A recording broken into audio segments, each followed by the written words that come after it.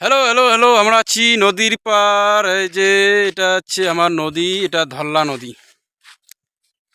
এটা আমার first blog, ঠিক আছে? তোমরা দেখবেন সবাই, লাইক কমেন্ট শেয়ার করবেন, অবশ্যই আশা করি করবেন সবাই। দেখতে থাকো, আমরা আছি নদীর পার, যেহেতু এটা আমার ফার্স্ট ব্লগ। এই যে আমার মন্দির আছে, আমরা মন্দির দেখে লাগছি, দাঁড়ান। এটা হচ্ছে আমার মাসান বাবার মন্দির।